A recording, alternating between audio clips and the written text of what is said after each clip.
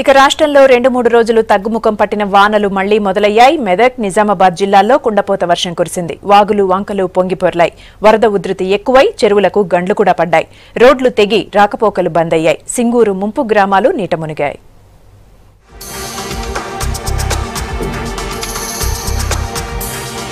ఉపరితల ఆవర్తనం ప్రభావంతో రాష్ట్ర వ్యాప్తంగా పలు జిల్లాల్లో వర్షాలు కురుస్తున్నాయి. మెదక్ జిల్లాలో భారీ వర్షాలకు నారాయణఖేడ్, జహీరాబాద్ లో కుండపోత వర్షానికి వాగులు, వంకలు పొంగి పొర్లుతున్నాయి.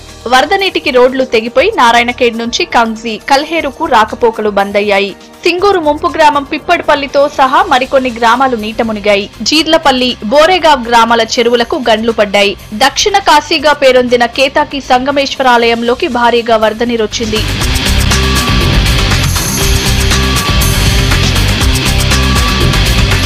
ఈదురు గాలులతో కూడిన భారీ వర్షానికి చెట్లు, విద్యుత్ స్తంభాలు నేలకూలాయి. చాలా చోట్ల ఇళ్లు కూలిపోయాయి. భారీ వర్షానికి నాల్కల్ కస్తూర్బా స్కూల్ ప్రహారీ గోడ కూలింది. స్కూల్స్ కి సెలవులు కావడంతో ప్రమాదం తప్పింది.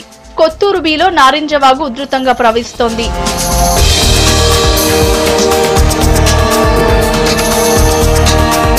సింగూరు ప్రాజెక్టులోకి 1,10,000 క్యూసెక్ల వరద నీరు వస్తోంది. దీంతో 9 గేట్లు ఎత్తి 1,10,000 క్యూసెక్ల నీటిని కిందకు వదులుతున్నారు. జహీరాబాద్ లోని నారింజవాగు పొంగడంతో జహీరాబాద్, బీదర్ మధ్య రాకపోకలు నిలిచిపోయాయి. సింగూరు ముంపు ప్రాంతాల ప్రజల్ని అలర్ట్ చేశారు అధికారులు.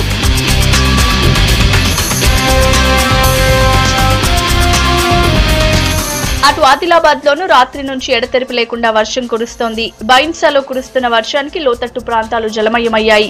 డ్రైనేజీలు పొంగి పొర్లుతున్నాయి. దీంతో వాహనదారులు ఇబ్బందులు పడుతున్నారు. భారీ వర్షానికి గడ్డన్నవాగు ప్రాజెక్టులోకి భారీగా వరద నీరు వస్తోంది. దీంతో ప్రాజెక్టు 2 గేట్లు ఎత్తి 3,600 క్యూసెక్కుల నీటిని శుద్ధవాగులోకి వదులుతున్నారు.